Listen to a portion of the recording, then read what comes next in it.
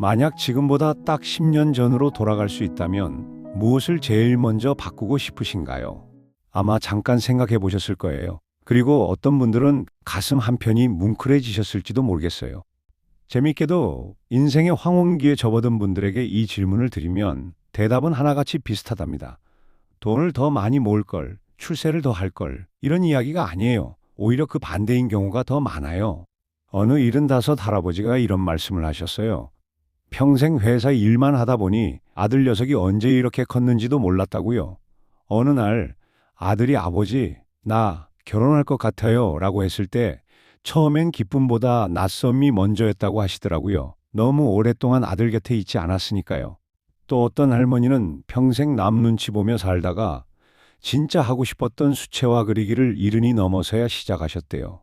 붓을 처음 들었을 때 손이 떨렸는데 그게 설렘인지 후회인지 구분이 안 됐다고 하셨어요. 평생을 살아오며 우리가 진짜 놓치고 있던 것, 오늘 그 이야기를 옛날 이야기처럼 편안하게 들려드릴게요. 따뜻한 차 한 잔 옆에 두시고 잠깐 저와 함께 이 이야기 속으로 들어가 보시겠어요? 오늘 이야기는 세 가지 챕터로 준비했어요. 다 들으시고 나면 아마 고개를 끄덕이시는 부분이 한두 군데는 꼭 있으실 거예요. 혹시 주변에 이런 이야기가 필요하신 분이 계시다면 영상을 함께 보여주시거나 공유 버튼으로 전달해 주셔도 좋아요. 그리고 아직 구독 안 하신 분들은 구독 버튼 꾹 눌러두시면 앞으로도 이런 따뜻한 이야기 놓치지 않고 받아보실 수 있답니다. 자, 그럼 첫 번째 이야기 시작할게요. 첫 번째 이야기, 자식 농사에 대한 집착, 내려놓으면 찾아오는 평안. 예로부터 우리나라 부모님들은 자식 농사라는 말을 참 많이 쓰셨잖아요. 자식을 키우는 것이 농사를 짓는 것과 같다는 말이에요. 봄에 씨 뿌리고 여름 내내 물 주고 풀 뽑고 가을에 결실을 기다리는 그 마음이요. 그런데 여기서 생각해 봐야 할 게 있어요. 농사를 지을 때 농부가 씨앗한테 빨리 싹을 틔워라. 왜 저 옆밭 콩보다 늦게 자라느냐? 이렇게 닥달하지는 않잖아요. 그냥 햇빛 잘 들게 하고 물 주고 바람 잘 통하게 해주면 씨앗은 제 시간에 제 방식으로 자라나는 거잖아요. 그런데 자식 농사에서는 어떨 때 이 원리를 잊어버리는 것 같아요. 내 아이가 곧 나다. 내 아이의 성공이 곧 내 성공이다. 이런 마음이 어느새 자리를 잡는 거예요. 그래서 아이가 원하지 않는 길을 가야 할 것 같으면 내 가슴이 무너지고 아이가 실패하면 내가 실패한 것 같은 기분이 드는 거죠. 어느 어머니 이야기를 들어보면 이런 경우가 있어요. 아들이 의대를 포기하고 요리사가 되고 싶다고 했을 때 그 어머니는 3년을 아들과 말을 거의 안 하고 지냈대요. 나중에 아들이 제법 유명한 셰프가 되어서 TV에도 나오게 되냈는데 그때서야 어머니는 아들 손을 잡고 이렇게 말씀하셨대요. 내가 미안했다. 네 길을 진작 응원해 줬어야 했는데 라고요. 그 3년이 얼마나 아까운 시간이에요. 우리네 자식들은 사실 우리를 통해 세상에 온 존재이지만 우리 것은 아니에요. 이 말이 처음엔 좀 서운하게 들리실 수도 있어요. 그런데 조금 더 생각해보면 이 말이 얼마나 해방감을 주는지 몰라요. 자식의 삶은 자식의 것이에요.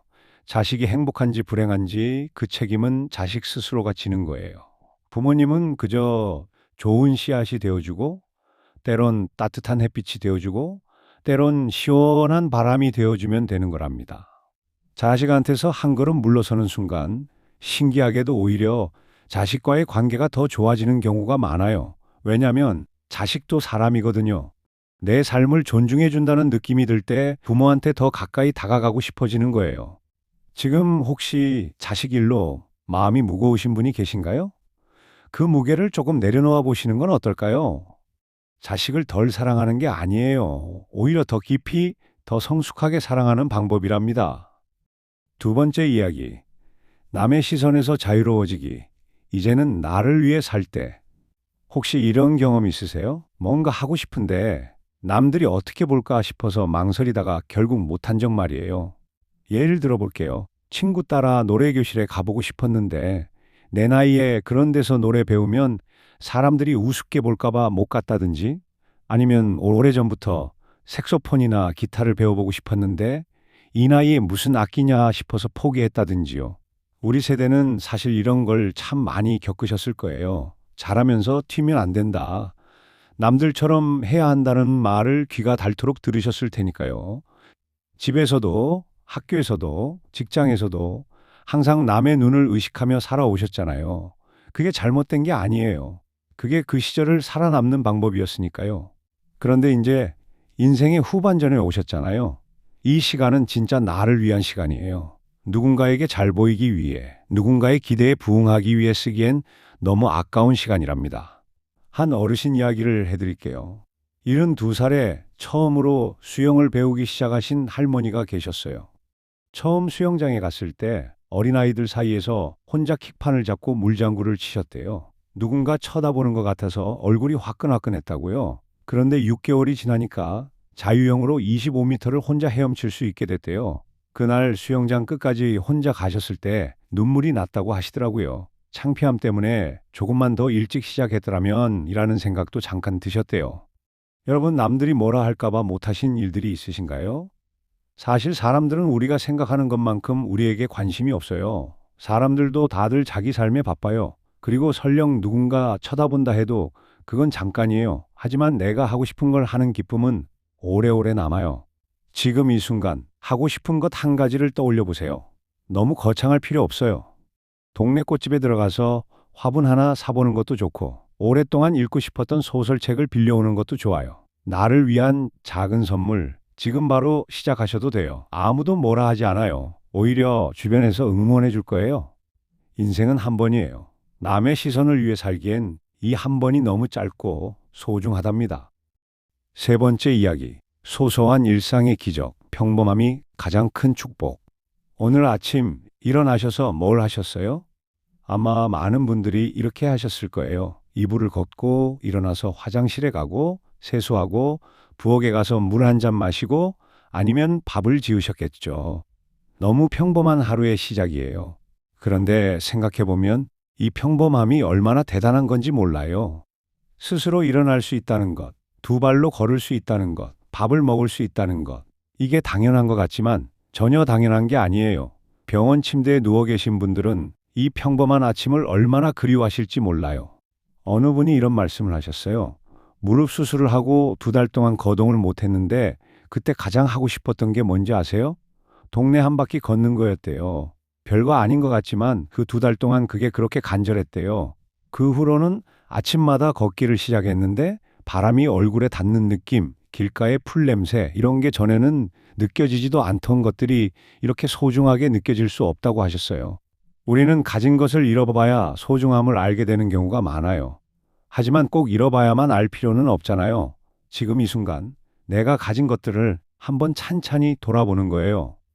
오늘 아침 먹은 따뜻한 밥 한 그릇, 창문 너머로 들어오는 햇살, 옆에서 같이 살아가고 있는 사람, 전화해서 안부 물어볼 수 있는 친구, 좋아하는 TV 프로그램, 이런 것들이 다 기적이에요. 옛날에 어떤 스님이 이런 말씀을 하셨대요. 기적이란 물 위를 걷는 것이 아니라 초록빛 땅 위를 걷는 것이다 라고요. 우리가 매일 발을 딛고 살아가는 이 평범한 땅, 이 평범한 하루가 사실은 기적이라는 말이에요. 살다 보면 물론 힘든 날도 있고 몸이 아픈 날도 있고 마음이 허전한 날도 있어요. 그런 날에 모든 걸 감사하기는 쉽지 않죠. 그럴 때는 딱 한 가지만 찾아보세요. 오늘 중에 딱 한 가지. 작은 것 하나라도요. 오늘 점심이 맛있었다든지 하늘이 파랬다든지 손주 녀석이 전화해서 할머니 목소리가 듣고 싶었어요 했다든지 그 한 가지가 그날을 버티게 해줘요. 감사하는 마음을 가지면 마음이 건강해진다는 것은 이제 많은 분들이 알고 계시죠. 그런데 이건 단순히 긍정적으로 생각하자는 말이 아니에요. 정말로 내 주변에 있는 작은 것들에 눈을 돌리는 연습이에요. 그 연습을 오래 하다 보면 어느 날 문득 세상이 조금 달리 보이기 시작해요. 어둡고 힘들기만 했던 세상이 사실은 작은 빛들로 가득 차 있었다는 걸 알게 되는 거랍니다. 오늘 3가지 이야기를 해드렸어요.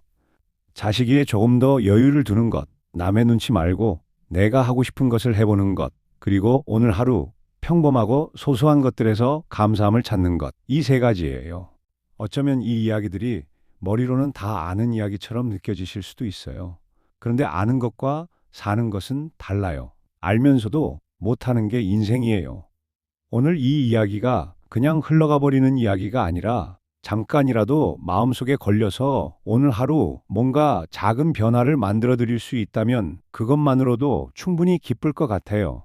여러분은 지금 이 순간 무엇을 위해 살고 계신가요?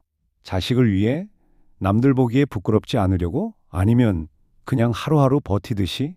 이제는 조금 다르게 살아보시면 어떨까요? 남은 인생은 온전히 나를 위해 쓰셨으면 좋겠어요. 하고 싶었던 것 해보시고, 가보고 싶었던 곳 가보시고, 먹고 싶었던 것 드시고, 만나고 싶었던 사람 만나세요. 그게 어렵게 느껴지신다면 아주 작은 것 하나부터 시작하시면 돼요. 여러분은 오래 살아오신 만큼 이미 많은 것들을 겪어내셨어요. 힘든 시절도, 기쁜 시절도, 또 누군가를 잃는 슬픔도, 그 모든 것들을 겪어내고 지금 여기 앉아 계신 거잖아요. 그것만으로도 충분히 대단한 분들이에요. 이 이야기를 들으시는 여러분 한 분 한 분이 오늘 하루 조금 더 따뜻하고 가벼운 마음으로 지내실 수 있으면 좋겠습니다. 여러분이 살아오며 얻은 가장 큰 깨달음이 무엇인지 댓글로 나누어 주시겠어요? 아무 이야기나 괜찮아요. 짧아도 되고 길어도 되고 그냥 오늘 생각난 것 하나라도요. 여러분의 이야기가 이 영상을 보는 다른 분들에게 얼마나 큰 힘이 될지 모릅니다. 우리가 서로에게 그런 존재가 되어드리면 얼마나 좋을까요? 오늘 영상이 마음에 드셨다면 좋아요 한번 눌러주시고 이런 이야기 앞으로도 계속 나누고 싶으시다면 구독 버튼도 한번 눌러주세요. 다음 시간에도 따뜻한 이야기 가지고 찾아올게요. 오늘도 건강하고 행복한 하루 되세요.